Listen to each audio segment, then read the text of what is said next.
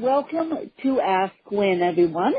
And this morning I have a very special guest with me. And this very special guest happens to be my editor of my latest book. So just to give you guys a premise there as to why I brought on.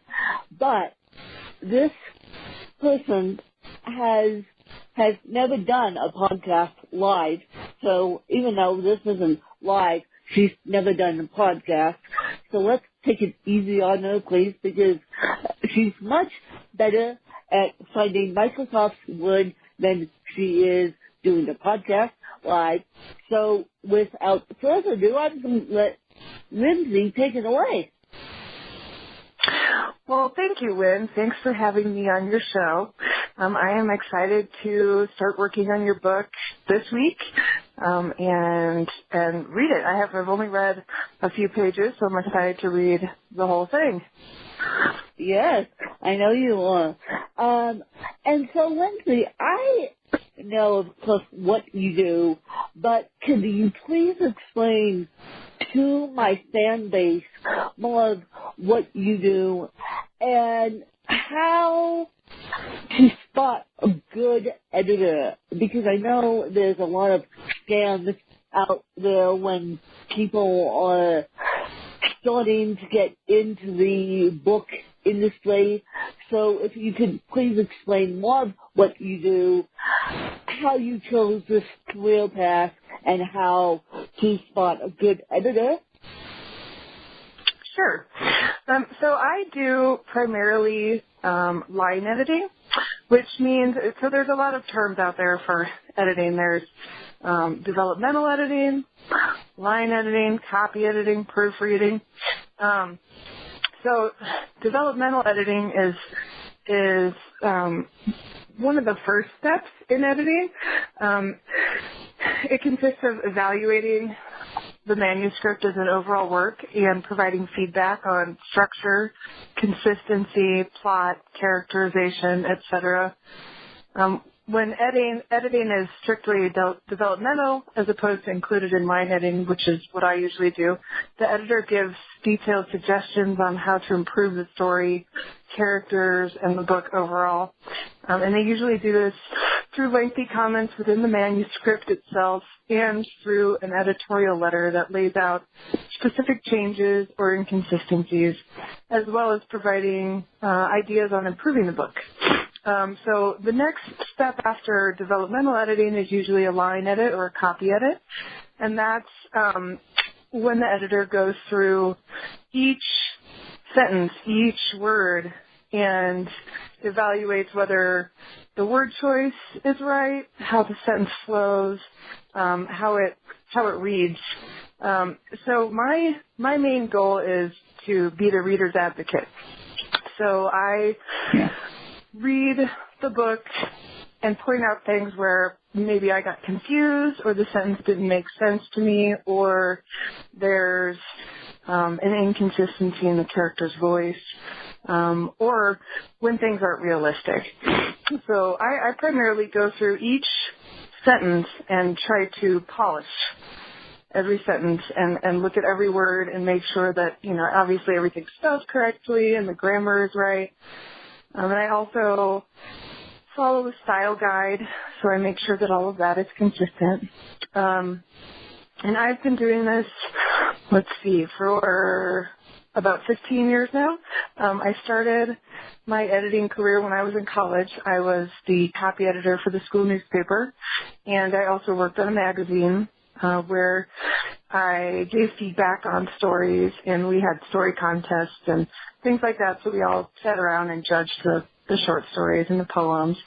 And then after college, I got a degree in creative writing from Western State Colorado University, and then I ended up staying here in Gunnison, Colorado, and I worked for the newspaper in town for maybe 5 or so years, just doing editing, so I'd read the whole paper and fix things. And then about let's see, 8 years ago maybe, I went back to school and did some postgraduate work at the University of California, San Diego, and got a copy editing certificate. And then from there, I've just worked one-on-one with authors. I don't work for any company other than my own, which is called Exact Edits. So Wynn found me through the Editorial Freelancers Association, which I'm a member of. And that is probably one of the best places to find a good professional editor.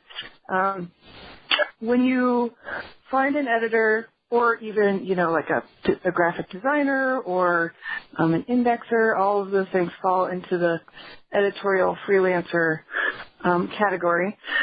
But someone who is a member of association, that just shows clients that this is their career, right? Because we pay to be part of this association, and they offer classes and things like that to further career development. But so I would start, if you're looking for an editor, I would start with an association like that. And I would recommend avoiding social media sites like, let's say, Goodreads, for example, to find an editor. I mean, this isn't true 100% of the time. I do promote myself on Goodreads and other social media sites like that. So it really just depends on your talking with the editor and making sure that they actually are professional and that this isn't their night gig, Good. So I found, go ahead, but I was going to say I found my now original editor for I, Win, which is my original book, which I'm surprised I got published, through my local writers group. So that's always a good option, but I think the Freelance Writers Association stands more credit than a local writers group, because even though this previous editor was very professional, she started treating me as if I was her therapist and made our business relationship turn into a friendship. And even though I am friends with Lindsey, I just believe more in the Freelance Writers Association more than I believe now in my local writers group, because of what I found on the Freelance Writers Association. Yeah, the resources through that association are great, and you can find lots of information, lots of professionals. I think the association has something like 2,500 members, who all are, this is their career. Where I've come across a lot of people who say they're editors who, one girl I met, she hadn't even gone to college. So, not that her ability isn't there, but I think it's important for people seeking out an editor to make sure that they have a formal education, a degree in English, and they have some experience. And also, price is a good sign, a warning sign as far as whether this person is going to do a good job or if they're a professional. I've come across people who will read your 400-page novel for $100, which to me that says that they're not truly a professional, and as in everything, you get what you pay for. Yeah. So, no. Yeah. My original editor gave me a discount of $200, I believe, at the time. And yeah, it was $200. But the problem was she was charging other people her normal rate, which I still haven't figured out what her normal rate is to this day. And so even though all she did was edit my book, I feel like my original book, looking back on it now, could have been better because I at the time didn't know what the heck I was doing. And so I thought, okay, a $200 editor is perfectly fine. Now looking back on it, $625 editor is even better than a $200 editor. And yes, that's Lindsey prices, by the way. I just let the cat out of the bag how much I paid Lindsey to do a copy editing and developmental editing on my book, because the higher the price, the better the editor. Generally, I'd say that's the case. I charge, let's see, 2.5 cents per word, or up to 5 cents per word. So I think we're somewhere in there. But the Editorial Freelancers Association lists a rate chart on how much is the average rate to pay somebody to edit your book. So I fall at the lower end of that category, and I've definitely come across people writers who are like, oh my gosh, that's so expensive. But if you look at it from my point of view, I'm going to spend an entire month on your book. So that's full-time, 40 hours a week. I'm at my computer working on your book. So charging you $2,000 for a whole month of my time is about right, in my opinion. And it also just depends on the book and how much work it needs. So the first, when you're trying to find an editor, the first thing you want to do is get a sample edit. Send the editor a piece of your manuscript. I always ask for a selection from the center of the book, because I find that the first chapter is not a good reflection of the entire book. Usually the first chapter has been read over and over and usually workshopped in a writing group. So the first chapter can be really clean. So it can be a little deceiving as far as what the entire book is like. So I ask for something from the center of the book, and then I edit maybe 3 or 4 pages, just depending on how much time I have, and then I send it back to the author. So finding maybe 3 or 4 editors that you're interested in, and then asking for a sample edit, which most people do for free, is a good way to see the differences in editing style, and to see if you would be a good fit with a particular editor. And I have had editors tell me on this book, in particular, you guys, they read my book when I was searching for it, and now that I've found one, it doesn't really matter, but they've read my book and said, you won't be a good fit with me. So when that rejection happens, don't get discouraged. But editors, all like book agents, they're picky. They're picky. Mm-hmm. And luckily I found one that really wants to work with me. And I found this book has already been edited once. Now it's getting redone and re-edited completely. This book has already been edited once, and been edited and been line edited, and so now it's getting redone completely before I even publish it, and we're going to see what happens. But if worse comes to worse, I'll self-publish it. But with this one, I'm trying to get it agented to the big publishing houses, primarily in New York, primarily Penguin, Random House, or something to that effect. But I'm beginning to find out that agents and editors are picky when it comes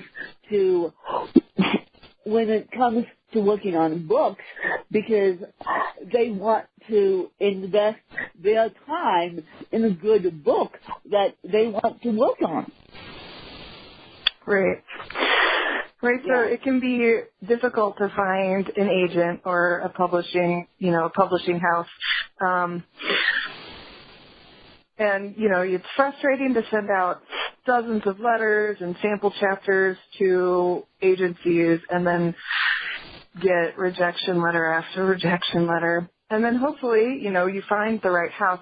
It's all about finding the right fit for your book, a good home for your book, and a publishing house that will suit your needs. So I think right now in publishing and the book industry, self-publishing has been a wonderful thing for so many people. And it's opened up opportunities for people who have their books have been rejected from publishing houses over and over. And so finally, they're able to get it out there, and they can do it themselves, and they have complete control over, their design, the whole thing, complete control. So it's been a really interesting decade or so in the publishing industry and how things have changed. And there's definitely more books out there because of self-publishing. And, some of them are amazing, some are not. That's just how it goes. I was going to say that, and I'll throw in another tip, then we'll move on to a couple baseline questions here so we don't put my fan base to sleep about editing.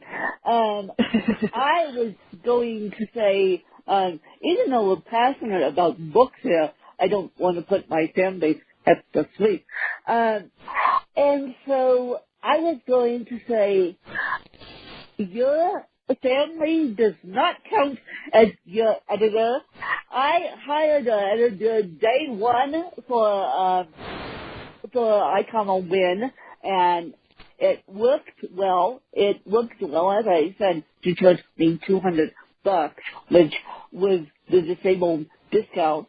And Lindsey's not charging me the disabled discount, I hope.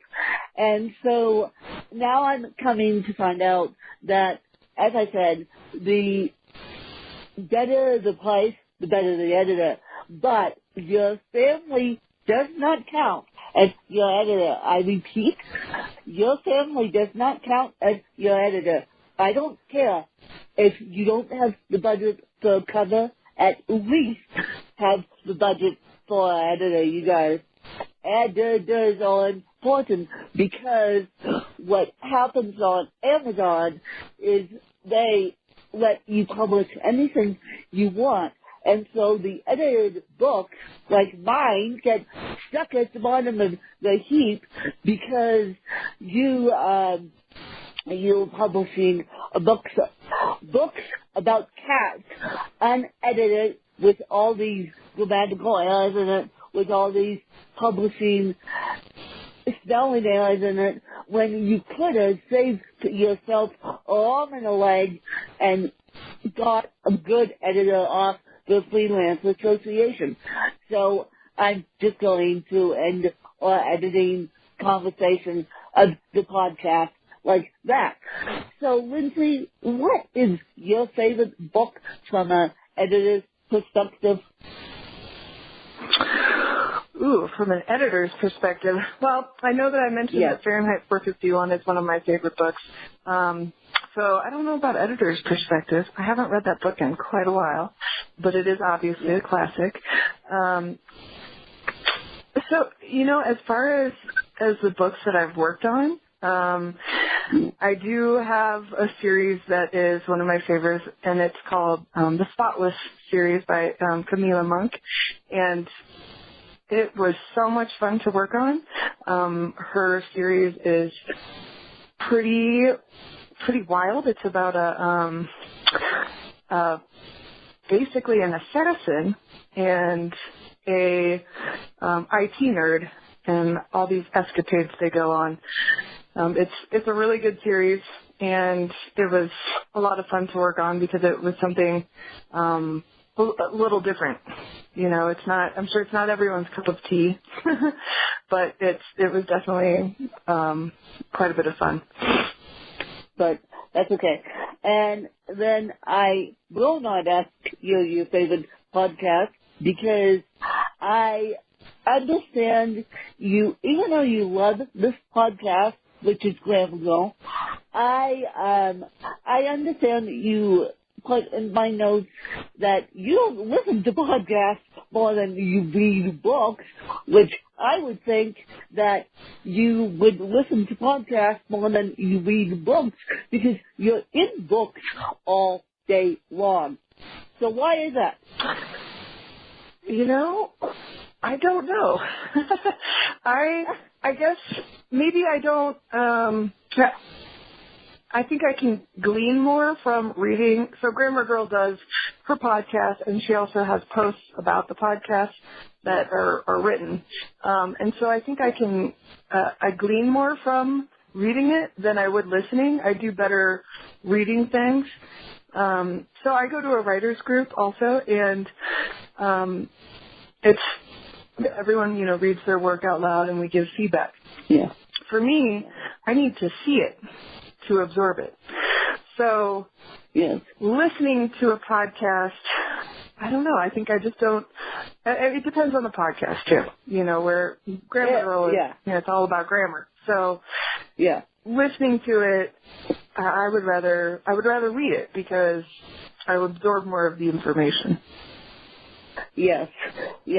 You see, I'm the opposite end of the spectrum. My audio retention is 100%. My reading retention is about 45% due to CP and astigmatism, and I can't even hold a book. So give me a good audio book, I'm happy.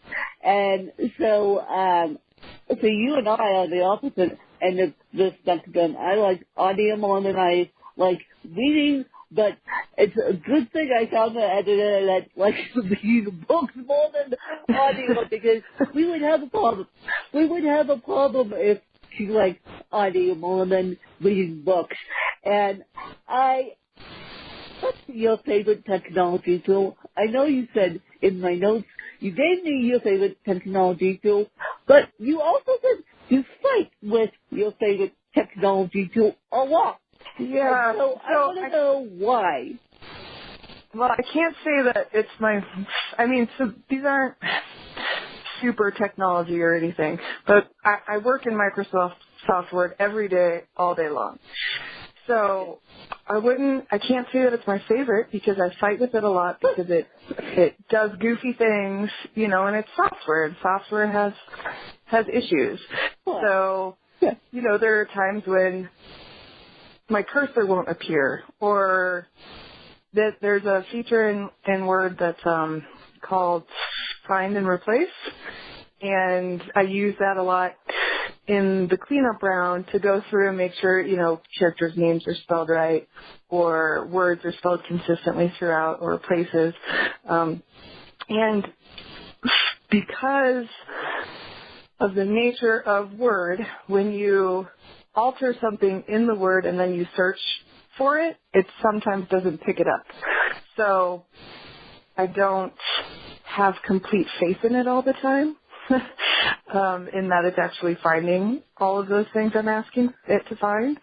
But the other tech things that I use the most are Merriam-Webster Online and the Chicago Manual of Style Online, which, you've got the Chicago Manual of Style is a 1,000-page style guidebook, right? So, I have 2 copies sitting on my desk, but I rarely pick them up and open them because I can search it online at my fingertips, which is much easier than flipping through a 1,000-page book. Yes. It's much easier. So, okay. Now, and I need to apologize to Lindsey publicly. When I handed her, now that I know she does all this stuff in Microsoft Word. My books have really difficult character names, so I have to be conscious of that now because I didn't know about Microsoft Word, that it doesn't do a very good job on character names. So now, as the author, I have to be conscious of putting big words in my books and putting big, difficult character names. So, Lindsey, one, where can people find you? Two, what does your editing schedule look like? Because I know when I approached other editors, they said to me, I'm not available until June, or I'm not available until later this summer. I got you because a client canceled on you. That's how I got Lindsey as early as I did. So where can people find you, and what does your editing schedule look like? So people can find me on at my website, which is www.exactedits.com, or you could search for me on the Editorial Freelancers Association, which also has a link to my website. And normally I book about 9 months in advance. So if you are writing a book or toward the end of your book and you want to get an editor, you need to start searching for one earlier. Not all editors are booked that far out, but a lot of them are. So yeah, I had a girl, one of my clients, who we had done a first edit on her book, and then I sent it back to her and said, you need to fix all these things, and she just wasn't ready yet, so she pushed out till fall. So that's how Win slid into this slot that opened up. Yeah. So I would advise seeking out an editor early and realizing that you're probably going to have to wait if you find a good one that you like. And oftentimes it's worth waiting. You guys, you're going to have to be patient, which patience is not my strong point. No. And you guys know that. So I'm very happy that the day I was looking, and I had I had a couple contracts lined up, and I pulled out of one because they didn't want to work with my team. They wanted me to use a totally different team, and it's like, no. We've always got this book edited now. It needs to be re-edited by someone else. I don't think so. And then I pulled out of that contract, and then I found Lindsey by the look of the draw because, as Lindsey said, she was booked out. And so just be patient, you guys, when you are searching for an editor. And also, when you're searching for an editor, do your research early and often and just pound the keyboard. I won't say pound the pavement because unless an editor is local to you, then you can pound the pavement. But pound the keyboard via email and via the Freelance Editors Association because there are phenomenal editors out there, and I will definitely read once Lindsey sends back to me my book. I will definitely read what she has said about my book on the podcast so you guys can hear it out of the horse's mouth.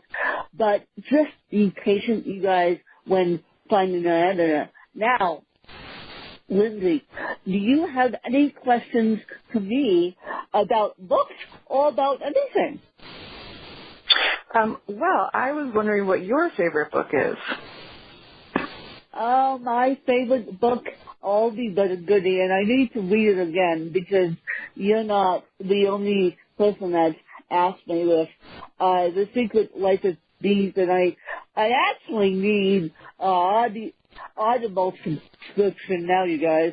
That's next on my bucket list because I keep asking you guys what your favorite books are, and then you turn the question on me, and I keep coming up with the same title over and over again, which is The Secret Life of Piggies, which is an oldie but a goodie, but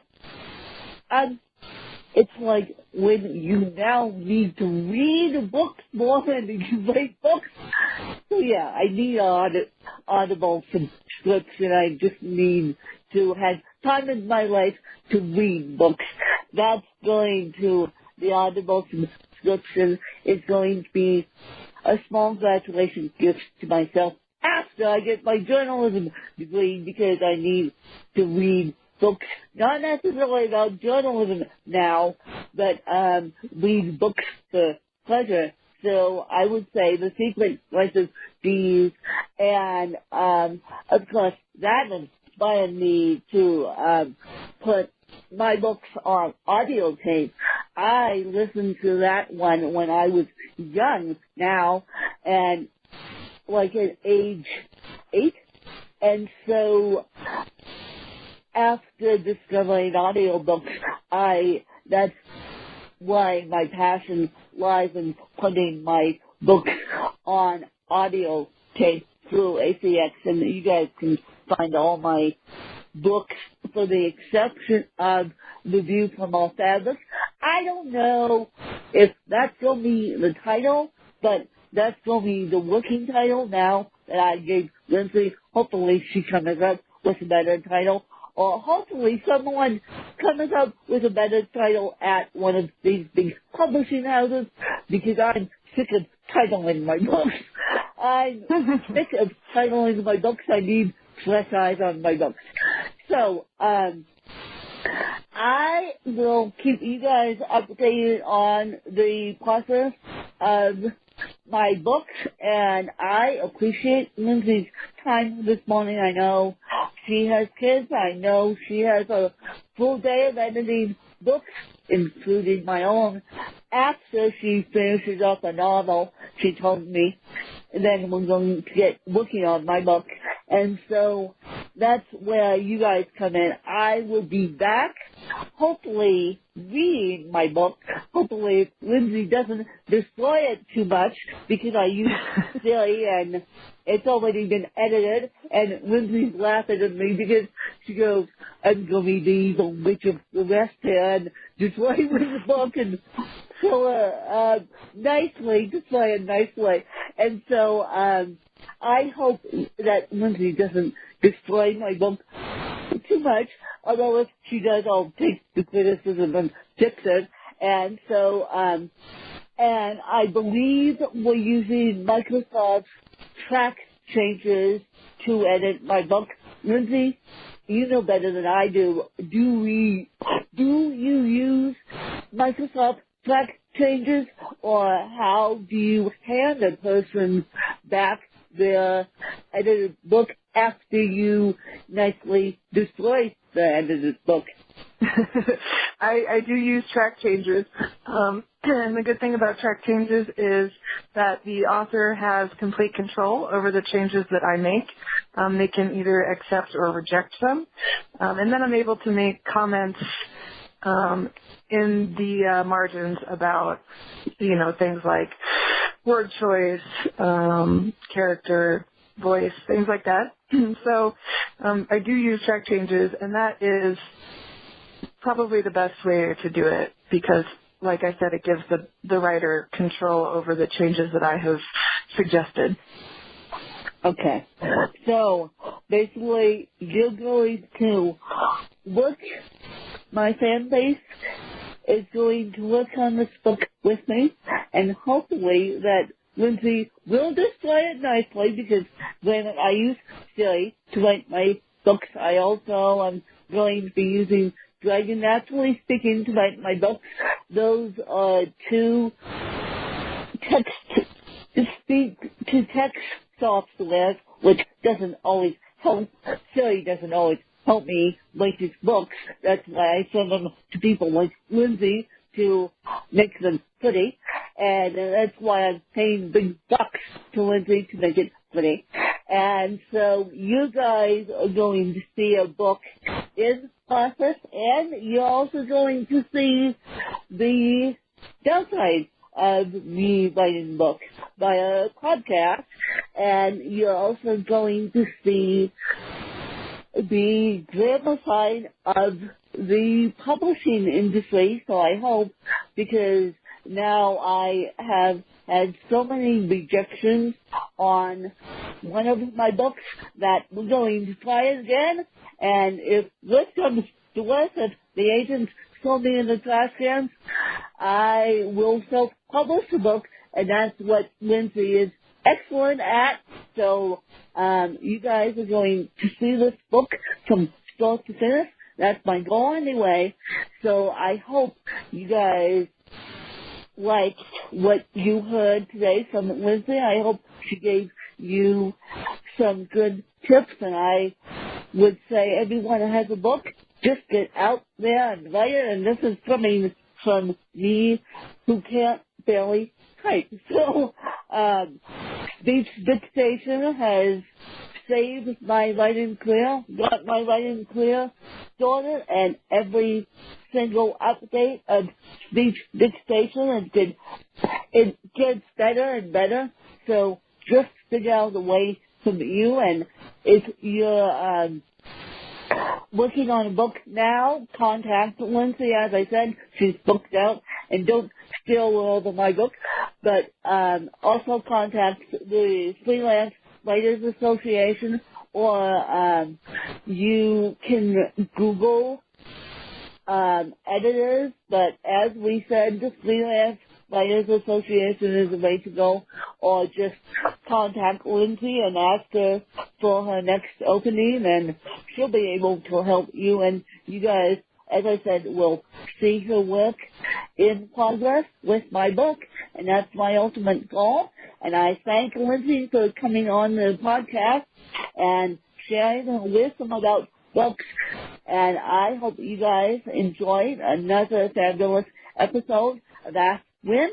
And you guys have a wonderful day, and you guys will be hearing this episode on Thursday. Thanks, you guys. Bye.